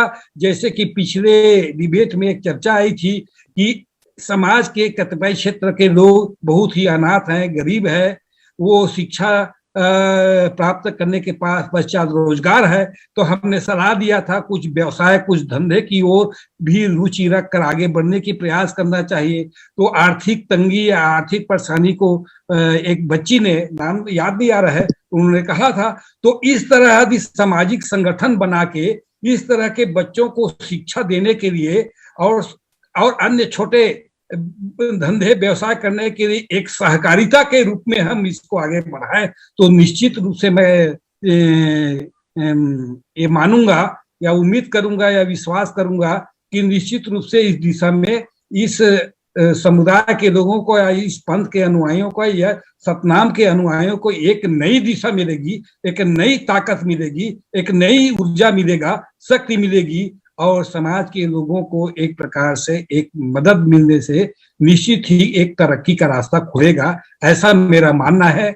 बाकी और जो बहुत ही जानकार लोग हैं और ये लोग भी इनका सलाह मशवरा देना, परामर्श लेना बहुत जरूरी है। लेकिन मैं चाहता हूँ कम से कम भारत के बाहर नहीं, कम से कम भारत के जितने भी सतनाम के अनुयायी हैं, ये सब में एकता, संगठन और भाईचारे के साथ एक सहयोगात्मक सहकारिता का जो है सहकारिता का प्रयास करना चाहिए, ताकि जो है समाज के निचले तबके के लोगों को, समाज के और जो गरीब स्तर के लोगों को थोड़ा सहारा मिले, उनको एक सहयोग मिले और वो लोग भी ऊंचे उठने की कोशिश कर रहे हैं, आगे बढ़ने की कोशिश मिल रहे हैं, उनको मदद मिले, ऐसा मेरा मानना है। इन्हीं शब्दों के साथ आपका आभार। बहुत शुक्रिया डॉक्टर साहब, डॉक्टर सोमानी साहब, बहुत शुक्रिया। मैं अगले सवाल को लेकर संक्षिप्त में विचार रखने के लिए आमंत्रित करूंगा डॉक्टर कृपाल सिंह साहब को। कृपाल सिंह जी अपने सभी विचारों को सुनते हुए अपने विचार रखें। सतनाम के अनुयायी हम कैसे एक हो सकते हैं, doctor Kripal Singh ji. Thank you जी जगदीश जी। पहली तो आप सबको मुबारकबाद हो इसमें पार्टिसिपेट करने की। आप सबके ख्यालों से मेरी सहमति है, इसमें कोई शक नहीं कि हम सब सतनाम के उपासक हैं, सतनाम को मानने वाले हैं। पर वो है जो सतनाम, जो शब्द विचार ही है। शब्द विचार पर ही जोर दिया कबीर साहब ने, शब्द विचार पर ही जोर दिया गुरु नानक साहब ने, इसी तरह ही नामदेव जी ने, सब ने, जो उनके सबके पिछोकड़ जो थे पहले, किसी के जैसे नामदेव जी पहले वो आइडल वर्शिप में थे और जो जो उनकी प्रोग्रेस हुई वो निर्गुण के उपासक बन गए। ऐसे ही बड़े बैकग्राउंड अलग अलग हैं। सो उन सब से यही महसूस मेरे को हो रहा है कि हम भी जो अलग अलग फिरके बन गए हैं उनको इकट्ठा करने का जो है, एक तो ये डायलॉग जिसमें शब्द विचार की जाए, और दूसरा ये कि जो विद्या जो है वो भी बहुत जरूरी है। जैसे कि कोई साड़ी सब सर्व सांझी किताब हो, कायदा होवे, लाइक कायदा लाइक अल्फाबेट, जिसमें शब्द ऐसे यूज किए कि मैं अब पंजाबी की लिपि की बात दसता हूँ। फर्क उड़ा उड़ा ओंकार, सस्सा सतगुरु, कक्का Kabir, like so that we create a common vocabulary with each other, सांझी वालता पैदा करने के लिए। एक तो ये मेरी प्रार्थना है। दूसरी ये कि भाई हमें जरूर कारोबार भी जो है उन पर भी एक दूसरे से एक्सचेंज प्रोग्राम शुरू करके एक दूसरे की मदद करनी चाहिए। तीसरा ये कि हम अपना जो है ना सॉर्ट ऑफ लंगर की जो है कि सारे मिलजुल के भंडारा कह लो, प्रीति भोजन कह लो, लंगर कह लो, जो भी है उसको इनिशिएट करें कि जब भी हम एक दूसरे से चाय पानी पीते हैं, अपना डिनर करते हैं, तो हमारे जो डिफरेंसेस है ना वो खत्म होने शुरू हो जाते हैं, और प्रेम प्यार का जो उपदेश है जो हमारे बड़े वडेरों ने दिया है उसको प्रैक्टिकल रूप हम दे सकते हैं। यही मेरी प्रार्थना है। थैंक यू जी। जी बहुत शुक्रिया कृपाल सिंह साहब, आपने एकता के सूत्र में जोड़ने का एक बहुत अच्छा मार्ग प्रशस्त किया है, क्योंकि जिस दिन से उत्तर भारत में हमारे साथ भाइयों ने मिलकर के साल में एक बार भंडारा करते हैं, और एक बहुत बड़ा विशाल भंडारा होता है, करोड़ों रुपये का ये भंडारा होता है। मैं इस बार 2 बार गया था भंडारे में, तो मुझे लगता है कि ये भंडारा को भंडारा ना कह करके हम एक प्रकार से जो लंगर की प्रथा गुरु नानक साहब ने और सिख पंथ में जो चलाया जाता है, जिसमें सबके ये लंगर हो, किसी एक जाति के लिए, किसी एक सतनामी पंथ के लिए लंगर ना हो, उसमें और भी जाति धर्म के लोग इस पंगत में आकर के बैठ के भोजन कर सकते हैं, क्योंकि ये सतनाम का प्रसाद है और इसीलिए इसको गुरु प्रसाद कहा जाता है। तो मैं अगले सवाल को लेकर ब्रिजेंद्र सिंह जी के पास लौटना चाहूंगा संक्षिप्त में आज की इस डिबेट को। ब्रिजेंद्र सिंह जी हमें सुन पा रहे हैं? हाँ, मैं सुन रहा हूँ आपको। जी, बहुत सारे बुद्धिजीवी आज हमारे इस चर्चा में बहुत ही अच्छी बातें निकल के आई है। मैं लास्ट कमेंट के लिए आज के इस सतनाम के मानने वाले जो अनुयायी हैं वो हम एक कैसे हैं, और ब्रिजेंद्र सिंह जी ने मतलब डॉक्टर कृपाल सिंह जी ने कहा कि लंगर प्रथा शुरू हो, गुरु प्रसाद को हम एक साथ बैठ करके जब हम एक साथ खाएंगे या उठेंगे बैठेंगे तो हमारा आचार विचार एक दूसरे के प्रति प्रेम बढ़ेगा। इस बाबत हम सतनाम के अनुयायी इस दुनिया में जो यूनिवर्सल ट्रूथ के मार्ग में चलने वाले जो बहुसंख्यक समाज है भारत के अंदर में या विश्व के अंदर में, ये एक कैसे हो, इस बाबत संक्षिप्त विचार दें ब्रिजेंद्र सिंह साहब। हाँ, देखिए जगदीश जी, ये हमारे कृपाल सिंह साहब तो ये संत पुरुष हैं और बड़ी बड़ी सद्भावना है इनकी कि एकता हो, और सत्य तो एक ही है, तो जहां एक है तो एकता क्यों नहीं होगी। हाँ, झूठ से एकता नहीं हो सकती। अगर झूठ का प्रचार सत्य के नाम से किया जाता है या सत्संग के नाम से झूठ बोले जाते हैं, झूठी कथाएं लिखी जाती हैं, तो वहां फिर भ्रम पैदा होते हैं। तो बहुत दिलचस्प ये टॉपिक आपका चल रहा है और बड़े अच्छे विचार आए हैं। खासतौर से भरतदास जी ने और भाटिया जी ने जो बात कही है कि एक प्रशिक्षण का इसके लिए शिविर होने चाहिए, जो सच्चाई है वो सामने आनी चाहिए। जैसे एक बात मुझसे कही, रामानंद गुरुजी थे कबीर के। अब ये कथा जो है एक ब्राह्मण ने लिखी है जिसका नाम है नाभादास। नाभादास, पद्मनाभ भी कहते हैं उन्हें, और वो 150 साल बाद, कबीर की डेथ के करीब 150 साल बाद लिखी है। और ये नाभादास जो था वो रामानंद का चेला था, उसी परंपरा से था। तो लोगों ने सांप्रदायिक दृष्टिकोण से घेरों में बंद होकर के अगर गलत चीजों का हो सकता है प्रचार के लिए उन्होंने किया हो, अच्छी नियत से किया हो, लेकिन उसका असर तो बिल्कुल दूसरा हो रहा है। तो कबीर जैसा आत्म सम्मान के व्यक्ति एक छुआछूत के मानने वाले, ब्राह्मणवाद के मानने वाले व्यक्ति का चेला बनने के लिए सीढ़ियों पर जाकर के लेटा हो, ये मतलब एक विवेकवान व्यक्ति को समझ में नहीं आता। तो कबीर साहब ने एक कहा है कि धन पशु नर पशु नारी पशु, धन पशु नर पशु नारी पशु वेद पशु संसार, और मानवता को जानिए जाए विवेक विचार। तो विवेक विचार, मनुष्य रैशनलिस्ट प्राणी है, विवेक संपन्न प्राणी है। और देखिए, आप देखते हैं कि पशु है, उसमें भी गुस्सा भी आता है, प्रजनन भी करता है, भोजन की भी चिंता होती है, सब स्वार्थ बहुत सारे जानता है, प्रेम भी बहुत अच्छी तरह करता है। लेकिन मनुष्य की एक खासियत है कॉन्शसनेस ऑफ ट्रुथ, उस सत्य नाम की जागृति, सत्य की जागृति, सत्य की चेतना मनुष्य के अंदर ही होती है, इसलिए सर्वश्रेष्ठ प्राणी कहा गया है। तो सवाल यह है कि अगर अंधविश्वासों से, जो कि एक दिमागी भ्रष्टाचार है, उनसे आप लड़ेंगे, झूठी कथाएं, सत्य तो तथ्यों पर आधारित होता है। सत्य किसी गुरुजी ने कह दिया इसलिए नहीं है, वो सच्चा गुरु वो है जो सत्य की बात करता है। अगर झूठी कथाएं कोई जोड़ता है तो वो समझिए लोगों को गुमराह कर रहा है। आज जो मानव जाति त्रस्त है, खास तौर से जो गरीब लोग, किसान और मजदूर हैं, वो कंफ्यूज क्यों हैं?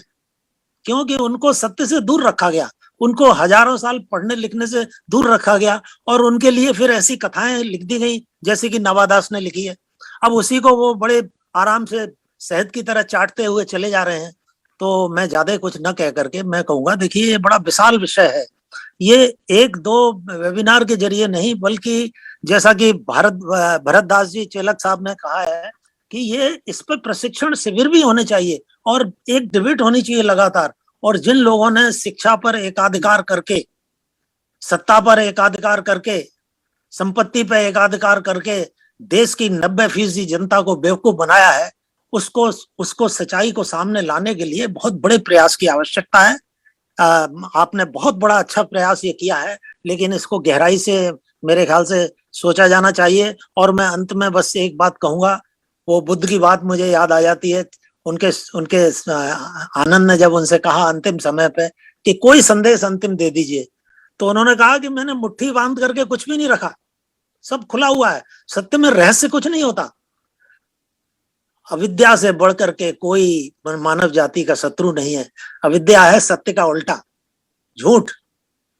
तो अगर हमें झूठ को नंगा करना है, सत्य का पक्ष लेना है, तो हम तो एक हैं ही, हम एक स्वाभाविक रूप से हैं, हमें एक होने का कोई नया प्रयास नहीं करना है। और ये जो सत्य है कोई ऐसा नहीं है अचानक गुरु नानक साहब के साथ पैदा हो गया, या कबीर साहब के साथ पैदा हो गया, या गुरु घासीदास जी के साथ पैदा हो गया। इन्होंने तो सत्य की खोज की है और सत्य को अपने लोगों के, वो लोग जो वंचित थे, उनके सामने रखा है। तो इसलिए सत्य को परोसने के लिए सही अच्छी नियत की भी आवश्यकता है। और जिसे बुद्ध को कहते हैं हेतुवाद, हेतुवाद का मतलब कार्य कारण का सिद्धांत। कोई ऐसा नहीं कि अध्यात्म में कार्य कारण की जरूरत नहीं है, वो विश्वास का मामला है। बुद्ध तो आज से बहुत, दुनिया आज अगर भारत में सम्मान करती है भारतवर्ष का, तो ऐसे महापुरुषों के कारण करती है। उन्होंने कहा कि सत्य बिना कार्य कारण की पद्धति के नहीं जाना जा सकता, सत्य बिना विवेक के नहीं जाना जा सकता, रीजन के बिना। रीजन तो उसका एक तरह से सत्य को जानने के लिए पहली सीढ़ी है। तो आपने बड़ा प्रयास किया है, मैं बहुत बहुत धन्यवाद दे रहा हूं आपको। और मैं चाहता हूं कि इसको आगे बढ़ाएं और इसको एक नियोजित तरीके से, जैसे कि कृपाल सिंह साहब की इच्छा है और जैसे कि भरत सिंह साहब ने, भरतदास साहब ने कहा है, इसको एक प्रशिक्षण के रूप में डेवलप किया जाना चाहिए, जैसे आप लोग ज्यादा विचार इस पे कर सकते हैं। मैं बहुत बहुत आप शुक्रिया देता हूं आपको। और बड़ा अच्छा ये आज आपने ये डिस्कशन रहा, मुझे भी बहुत कुछ सीखने को मिल रहा है। धन्यवाद जी, बहुत शुक्रिया ब्रिजेंद्र सिंह साहब। ब्रिजेंद्र सिंह साहब उत्तर प्रदेश के एडिशनल एडीजीपी रहे हैं और फिलहाल अभी अमेरिका में है और हमारे साथ बहुत विचार साझे करते रहते हैं। बहुत शुक्रिया ब्रिजेंद्र सिंह साहब का। मैं लास्ट कमेंट की ओर भरतदास जी और जसप्रीत भाटिया सिंह के पास जाना चाहूंगा। मैं लास्ट में उड़ीसा से कमेंट ले लेता हूं भरतदास जी का। भरत दास जी, आज की इस बाबत लास्ट में अपने विचार रखें कि हम जो सारी बातें तो हो गई है, लेकिन कुछ बातें और आपके पास छूट गई हो तो वो आप साझी करें। भरत दास जी, उड़ीसा से। धन्यवाद जगदीश जी, आपने मुझे दोबारा अवसर उपलब्ध कराया।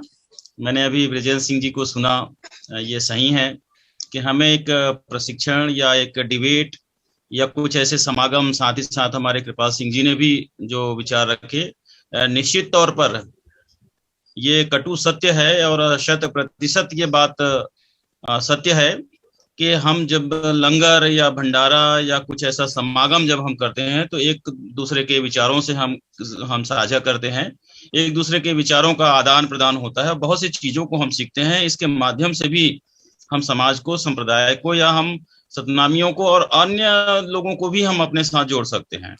तो ये बहुत ही आज का जो आपका जो टॉपिक रहा है, आज का जो आपका विषय रहा है, बहुत ही सारगर्भित रहा, बहुत ही संदर्भित विषय को आपने उठाया और सारे वक्ताओं ने अपने विचार बहुत ही मूलभूत विचारों से हम सबको अवगत कराया। निश्चित रूप से आपका जो प्रयास है वो सार्थक होगा, सफल होगा। बहुत ही उद्देश्य पूर्ण आपके जो ये कार्यक्रम है मानवता चैनल का, मैं शुक्रगुजार हूँ आप सबका, क्योंकि आपने मुझे अवसर उपलब्ध कराया और बहुत सारे लोगों को ये जो भी विचार साझा हम कर रहे हैं, इन विचारों को जो भी सुनेंगे, समझेंगे और एक एक करके जुड़ते जाएंगे। मैं आप सबका प्रति हृदय से आभारी हूं और इस चैनल के और साथ ही साथ इस जिस उद्देश्य को लेकर आप आगे बढ़ रहे हैं, निश्चित रूप से हम सब इसमें आपके साथ हैं और ये सब कामयाब होंगे हम अपने उद्देश्य की तरफ। तो बहुत बहुत धन्यवाद जगदीश जी आपका। जी बहुत शुक्रिया। उड़ीसा से हमारे जो भाई हैं वो लेक्चरर हैं, कॉलेज में हैं।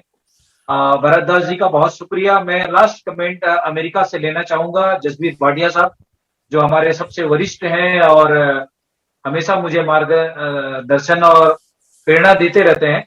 जसबीर भाटिया साहब आज के इस बाबत लास्ट कमेंट करें और आप उसके बाद हम आज के सेशन को हम यही समाप्त करेंगे। जसबीर भाटिया साहब। सर अपने आप को इम्यूट करें, अपने आप को इम्यूट करें सर। जी सॉरी। बहुत बहुत धन्यवाद। आप सब ने बहुत अच्छे विचार रखे हैं। हर एक अपने विचारों में दम है, भावना है, अपना अपना वेट है। सत्य की बात करते हैं तो गुरु नानक जी ने कहा है गुरबाणी में,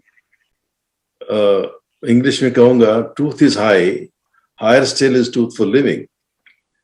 सत्य जो है तो उच्च है, लेकिन उच्चतर जो है वो सत्य का रहना है, सत्य के साथ जीना है, जीवन करना है। हमारा आचरण जो है वो सत्य से ज्यादा इंपॉर्टेंट है। हम सत्य को सतनाम करते रहे, उसका कोई फायदा नहीं है। तोते की तरह रटते रहे, उसका कोई मतलब नहीं है। जब तक हम उस सत्य के साथ जीवन न अपना बिताए, उस सत्य को अपना जीवन का लक्ष्य न बनाए। तो सत्य असल में क्या है कि वो जो अकाल पुरुष सत्य है वो तो है ही, लेकिन हम पहले भी कह चुके हैं कि ये जाति पाति का जो हमें डिवाइड कर रखा है इस भारत को जाति के नाम से, उसको पहले खत्म करना है। क्योंकि आप भी कहते हैं कि मन के से क्या, अभी सुनवानी साहब क्या करते हैं, सब एक ही बराबर है, एक जैसे सब इंसान है। तो जब तक हमारे अंदर ये एक भावना ना आएगी कि हम सब एक हैं, हमारे अंदर ये जाति पाति का नहीं है, तब तक हम आगे नहीं बढ़ सकते। दूसरा ये है कि आप कहते हैं कि हमें एकता होनी चाहिए। पहले बात यह है कि आपके अंदर में ये कन्विक्शन होना चाहिए, ये दृढ़ संकल्प होना चाहिए कि हमको एक होना है। क्योंकि ऊपर से कहते रहें तो उससे एकता नहीं हो पाएगी। उसके लिए पहले संकल्प करना होगा कि हम बटे हुए हैं, इससे हमारे साथ समाज में अन्याय हो रहा है, क्योंकि हम छोटे छोटे जगह में बटे हुए हैं। सिंह साहब कहते हैं हमेशा विजय सिंह कि हमें कितने 6000 जातियां बना रखी हैं, जैसे बना। तो एकता की पहले हमें, मानवता की एकता को पहले समझना होगा। वो परमात्मा की उपासना नहीं करनी हमें। वो कहता है मेरी उपासना क्यों करते, मैं तो अनादि हूं, मैं तो सब सर्व प्रिय हूं, सर्व शक्तिमान हूं, मुझे मेरी उपासना की जरूरत नहीं है। तुम अपनी उपासना, अपने जो मैंने बनाया है उसको ठीक करो, मैंने जो मानवता बनाई है उसको ठीक करो। सब में आपस में प्रेम से रहना उसकी उपासना है। सतनाम करते रहो, 20 सुबह से 1000 बार मैंने सतनाम कर लिया, मैंने 20 पाठ कर लिए, किसी के कौन से, मैं किसी की बात नहीं करता हूं, उसका कोई फायदा नहीं है। सत्य को समझने की जरूरत है, सत्य है क्या और सत्य के साथ रहने का क्या मतलब है। वो वही है कि जो परमात्मा की बनाई हुई ये जो सृजना है, उसका हम आदर करें, हर एक दूसरे इंसान को अपने जैसा समझे, उसकी तकलीफों को अपनी तकलीफ समझे, अगर कुछ मदद कर सकते हैं तो करें। तो ये बात बहुत जरूरी है हमें, पहले कि एक संकल्प की बहुत जरूरत है। और दूसरी बात ये है शिक्षा की। शिक्षा के लिए देखिए, मैं एक प्रैक्टिकल क्वेश्चन है कि कैसे शिक्षा को बढ़ाया जाए। शिकायत ये है कि हमारे पास स्कूल नहीं है, स्कूलों में कैसे शिक्षा हो, सबको वो बराबर की मिलती नहीं है। हिंदुस्तान में ही, भारत में ही एक चल रहा है बहुत सालों से, उसे कहते हैं एकल विद्यालय। एकल विद्यालय क्या है? एक टीचर होता है, और जो जितनी प्राइमरी एजुकेशन है, प्राइमरी जो शिक्षा है, वो एक टीचर से आती है, चाहे उसका स्कूल है, चाहे वो किसी पेड़ के नीचे बैठ के बच्चों को पढ़ाते हैं या कहीं पढ़ाते हैं। हमसे आते हैं, हमेशा पैसे लेके चले जाते हैं। हम एकल विद्यालय का काम करते हैं, 1000 हमने स्कूल खोले हैं। तो आपके यहाँ ये ऐसे है क्या? नहीं, मुझे मालूम नहीं। लेकिन जो लोग आपके समाज में पढ़े लिखे हैं, उनका ये धर्म बनता है, अगर वो सत्य को मानते हैं तो उनका ये धर्म बनता है कि जिनको शिक्षा नहीं मिली उनको शिक्षा दें। ये नहीं कि वो उनको पीएचडी करवाएं, लेकिन अगर हर माता पिता, हर इंसान जो पढ़ा लिखा है अपने समाज में, अगर वो दिन में 1 घंटा भी, हफ्ते में 2 घंटे भी, या 3 घंटे 4 घंटे दे, मुझे ये 10 बच्चों को पढ़ाना है, उनको शिक्षा देनी है। शिक्षा सिर्फ, मैंने हमेशा कहा कि अक्षर ज्ञान काफी नहीं है, उनको मानसिक जो जागृति है वो देनी है। जागृति देने के लिए बहुत ज्ञान की जरूरत नहीं है। जागृति यही है कि हम किसी से कम नहीं है, हमारी कोई जाति छोटी बड़ी नहीं है, सब इंसान बराबर हैं और हमें अपने हक के लिए लड़ना है, सत्य के लिए लड़ना है। सत्य ये है कि हम सब बराबर हैं, ये सत्य है। अगर किसी के साथ अन्याय होता है तो हमें उसके साथ खड़ा होना होता है। अब उड़ीसा में पूरी जगन्नाथ में गुरु नानक का जिस समय गुरु नानक वहां गए थे, तब से वहां उनके लिए एक छोटा सा जगह बनी है, मंदिर गुरुद्वारा बना है। वहीं गुरु साहब ने आरती रची थी, गगन में था और रब चंदी बुत बने। वो परमात्मा की आरती हम करते हैं, मैं निंदा नहीं कर रहा हूँ, एक थाली में लेके दिए जलाते हैं। गुरु नानक ने कहा तो वो सारा आकाश ही उसका वो थाल है, उसमें ये जितने चांद सूरज तारे हैं ये दीपक है। तो ये जो आरती कहते हैं वो गुरु साहब ने वहां रची थी। अब उग्रवादियों ने उसको तोड़ दिया है, लेकिन एक अकेला सिख था बेचारा, उसको ईंटों से मारा गया है, लेकिन कोई उसके साथ खड़ा नहीं हुआ। तो ये बात हमको सोचनी है, अगर किसी के संप्रदाय, हमारे सतनामी में सारे में से किसी के साथ अन्याय होता है, हमें उसके साथ खड़े हो, उनकी रक्षा के लिए साथ खड़े हो। तो ये हमारे हिंदुस्तान में बहुत कुछ हो रहा है इस वक्त। दलितों को दबाया जा रहा है, जाति के नाम पे दबाया जा रहा है, धर्म के नाम पे दबाया जा रहा है। तो हमको सब इस अन्याय के साथ में लड़ना है। यही सत्य का जीवन है, समझे नहीं? और बाकी उसकी उपासना का कोई मतलब नहीं है। He doesn't care. He is too big, he is too vast. वो बहुत इतना बड़ा है कि उसको आपकी उपासना की जरूरत नहीं। आपका नाम जपते रहे, उससे कोई फर्क नहीं पड़ता। तो जपे ना जपे उसको कोई फर्क नहीं पड़ता। ये हमें अपने के लिए करना है, अपने अंदर दिल को समझाने के लिए करना है। तो ये बातें समझने की जरूरत है, और ये इसी तरह से आएगी। एजुकेशन के हिसाब से एजुकेशन बार बार कहता हूँ, शिक्षा शिक्षा शिक्षा। उसके साथ साथ अपने संस्कृति की शिक्षा बच्चों को समझाएं। उसके कोई पीएचडी की जरूरत नहीं है, उसमें एक हाई मैट्रिकुलेशन की जरूरत नहीं है, उसमें विचारों की जरूरत है। उनके मन को ओपन करना है। बस इतना ही कहूंगा, बहुत कुछ कहने को है, समय की कमी है, ज्यादा कुछ ना। बहुत शुक्रिया जसबीर भाटिया साहब, लास्ट कमेंट आपने दिया और हमें जोड़ने के लिए। हम जिस ढंग से सतराम को, जितने भी संत महापुरुषों ने हमें इस मानवता के कल्याण के लिए मार्ग प्रशस्त किया है, आज की इस डिबेट में बहुत सारी बातें हुई, सब ने अपने अपने विचारों के माध्यम से सतनाम की व्याख्या की। और मुझे लगता है कि कल रक्षाबंधन था और सब लोगों ने ये संकल्प लिया कि हम बहनों की रक्षा करेंगे। तो मैं आज ये संकल्प के माध्यम से, आज की इस डिबेट के माध्यम से ये कहना चाहता हूँ कि जो सतनाम के मानने वाले लोग हैं, यूनिवर्सल ट्रूथ के मानने वाले लोग हैं, वो मानवता चैनल के माध्यम से जो देख रहे हैं, सुन रहे हैं, वो सतनाम को माने और सत्य को अपने जीवन में धारण करें और एक दूसरे का मदद करें, क्योंकि सतनाम जो है वो प्रकृति से जुड़ा हुआ है और प्रकृति में जीव जंतु, पेड़ पौधे, पशु पक्षी सारे चीज आते हैं। और हम ये सतनाम का जो मार्ग है, इसके माध्यम से हम जरूर इकट्ठे होंगे।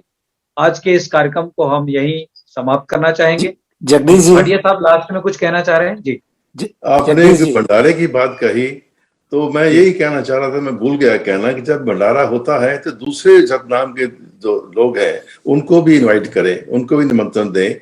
सिख भी आए, आप भी आए, दूसरे भी आए, सब मिलके भंडारा भी करें और आपस में विचारों का भी समक्ष करें, विचारों को भी अपने सामने करें। ये बात मैं कहना चाहता हूँ।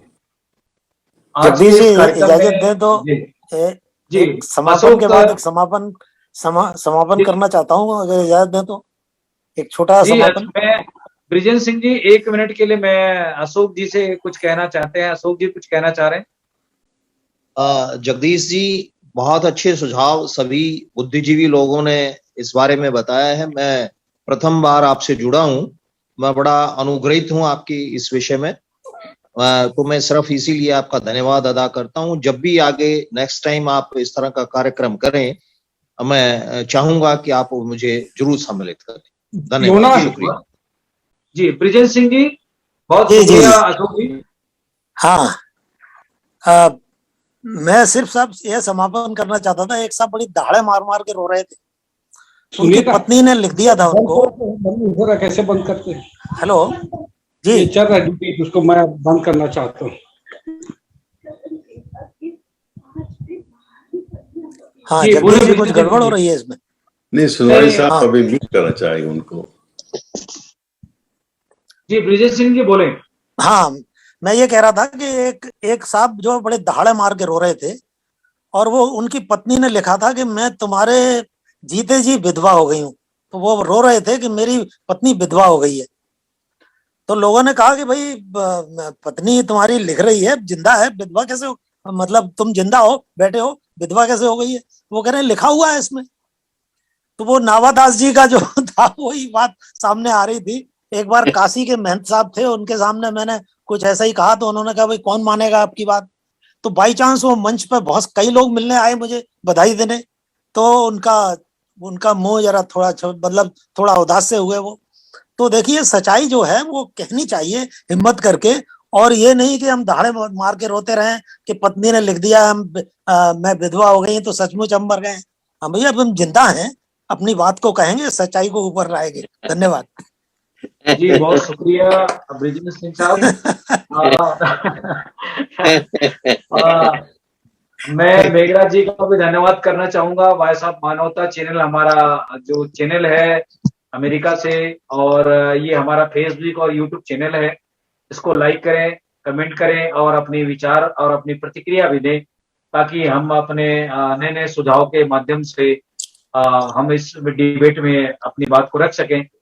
सभी मेहमानों का हम शुक्रिया करना चाहेंगे, जसबीर भाटिया साहब का, डॉक्टर कृपाल सिंह जी का, अशोक साहब जी का, ब्रिजेन सिंह जी का, भरत दास जी का और मेघराज जी का। आज के इस कार्यक्रम को हम यही समाप्त करना चाहेंगे। वाहेगुरु जी का खालसा, वाहेगुरु जी के फतेह। सतनाम सतनाम सतनाम।